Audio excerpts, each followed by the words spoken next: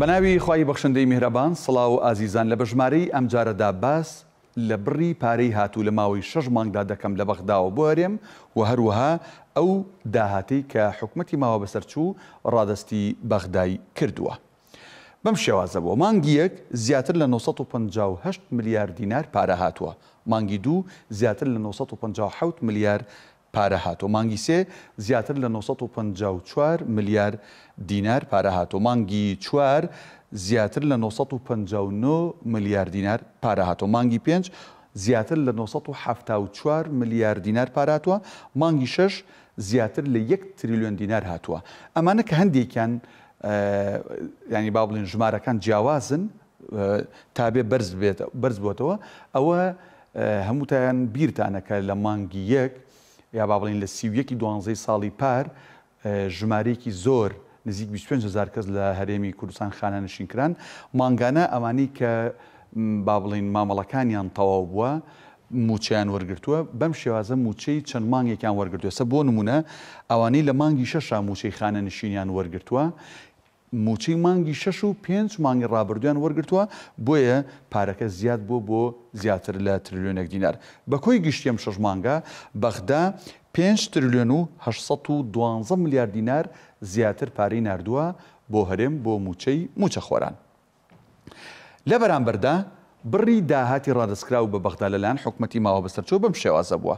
مانگی یەک زیاتر لە 51 ملیار، مانگی دوو زیاتر لە 48 ملیار، مانگی سێ زیاتر لە 48 ملیار، مانگی چوار زیاتر لە 50 ملیار دینار، مانگی پێنج و مانگی شەش ڕێکەوتنێک کرا لە نێوان هەولێر و بەغدا کە دەبوایە 120 ملیار دینار حکومەتی ماوە بەسەرچووی هەرێم ڕادستکا.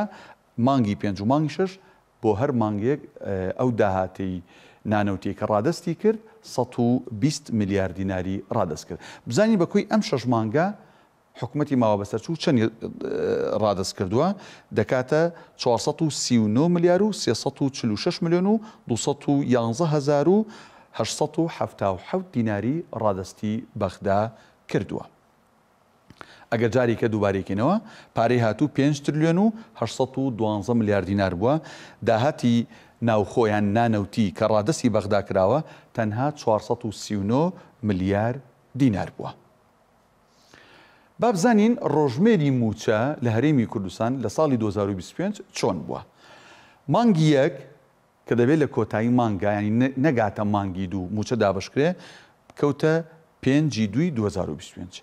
مانگی دوو لە 13 سی 2025 دابشکرا، ئەوە ڕەمەزان بوو. مانگی سێ ببورن مانگی سێ ڕەمەزان بوو. مانگی سێ لە 27 سی 2025 موچە دابشکرا. ئەگەر ببینین لە مانگی لە 13 سێ و لە 27 سێ لە مانگی سێ دوو جار موچە دابشکرا. ئەوەی یەکەمیان هی مانگی دوو بوو، ئەمەی سێهەمیان کە کاتە مانگی سێ هی مانگی سێ خۆی بوو چونکە جژنی قوربان بوو. حکومەتی عێراق بڕیاریدا موچەی فەرمانبەران خەرجکە بۆیە لە مانگی سێدا دوو موچە درا.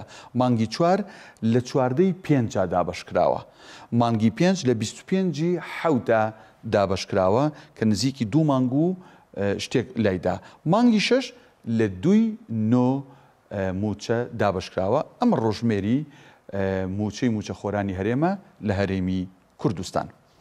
ئەوەی باسمان کرد بڕی ئەو پارانە بوو کە لە بەغداوە هاتووە و بڕی ئەو داهاتە بوو کە حکومەتی ماوە بەسەرچوو ڕادستی حکومەتی عێراقی کردووە.